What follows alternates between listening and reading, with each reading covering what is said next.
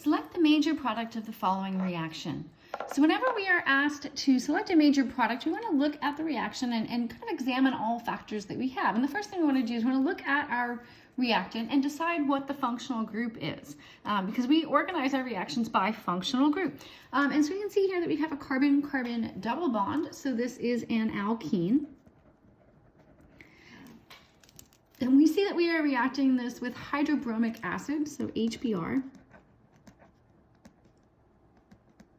And we should hopefully recognize that being that this is an acid, we've got a partially positive hydrogen, a partially negative bromine. And so what we have here in that hydrogen is an electrophile.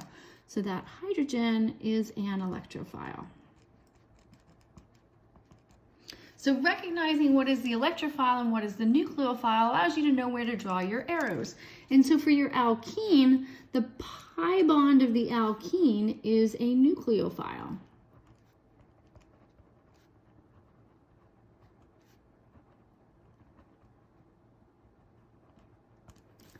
So we can safely assume that our nucleophile is going to react with our electrophile in our first mechanistic step. So let's draw that down here.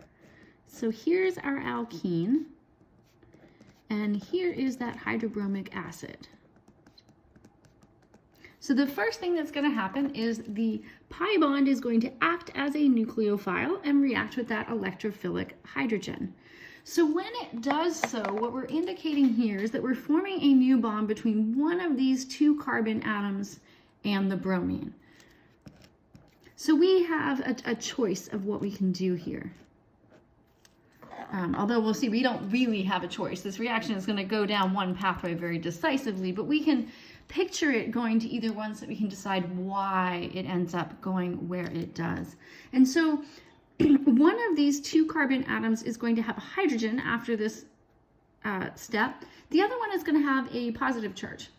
So if we add the new hydrogen to the central carbon atom here, then this end carbon atom, which had two hydrogens to start with, is still only going to have two bonds to hydrogen, one bond to carbon. So that means it's going to have a positive charge. So if this were the pathway, then we would be forming this primary carbocation.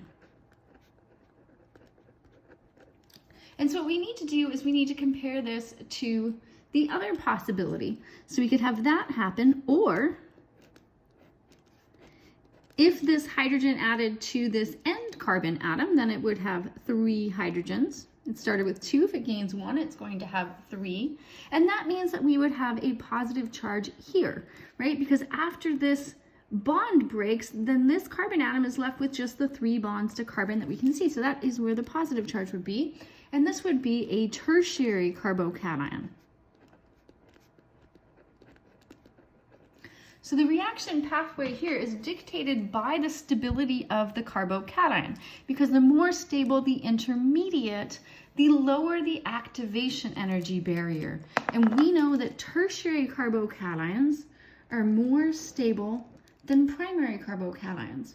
So we are much more likely to see this tertiary carbocation.